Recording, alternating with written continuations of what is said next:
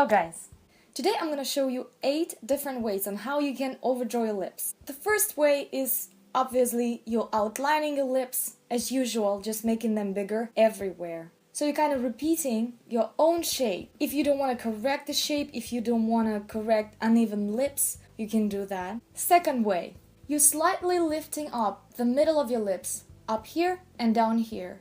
And you leave the corners of your mouth same. What it does, it will make your lips look fuller, it will not make your mouth bigger and wider. It's good for those who already has pretty wide mouth. It looks slightly doll-like. And if sometimes overdrawing your lips, you feel like you look slightly vulgar, that would be a good tip for you. Number 3 is doing opposite to what I just said. So basically you are outlining only the sides. It can look nice on those who has pretty small mouth, big cheeks, or wider jaw. It will take some space away from here, and as far as you're not overdrawing here and on the bottom, your lips will not look super overdrawn. Your mouth will look wider, but make sure it's done very accurate, because sometimes it can look as if you were eating chocolate or something just stuck here in the corners of your mouth. And if you're doing this, make sure that this area is pretty well concealed, so you don't have loads of shadows here or redness, so it would look accurate as possible. Way number 4, lifting the corners up.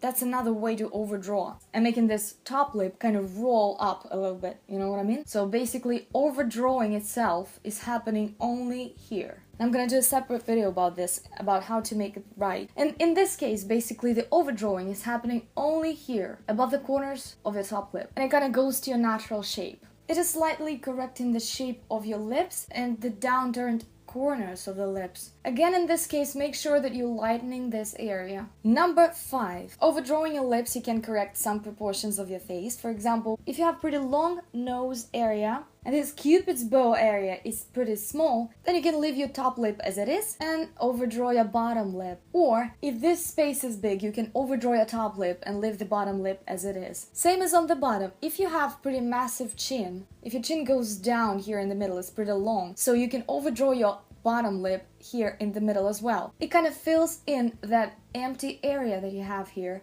and it balances the whole face. Same with square jaw. If you have pretty square jaw, massive chin here, you can overdraw the whole lip, so it will take away more space from that area. But in this case, make sure that it doesn't look too heavy on the corners. I don't want to say that the corners always have to look up. It's not true, because on some faces, downturned lips look amazing and very sexy. It's just in some cases that can look heavier than usual. So just watch that. If you have that heavy effect, you can either build some more on the top here, on the corners, just to balance that so it would not fall down on the sides. Or you can just lift it up earlier here. The way number 6, I call it separate lips overdrawing. It's kind of like a Marilyn Monroe technique where you leave the corners of your lips empty and you can even sometimes lighten them. You're just lining the lips as usual, overdrawing or not overdrawing, it's up to you. And on the corners, you don't connect them together.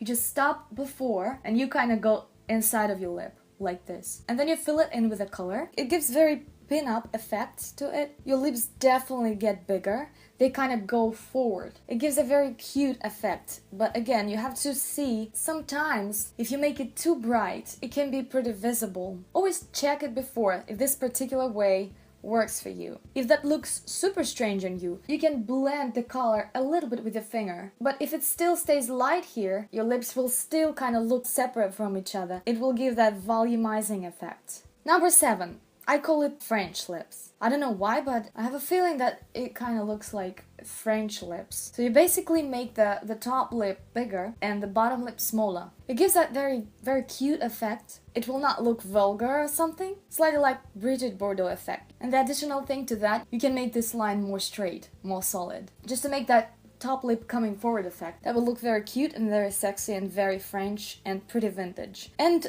the last one, number 8, uneven lips correction. In case you have an uneven lip like that, you can rather leave it like that because I think it's so beautiful. I love, love, love uneven lips. So I would probably not correct it myself. But I had some questions. Some girls asked me how can I make my lips more even, like for the photo set or something like that. So in my next video I'm going to show you how to make uneven lips more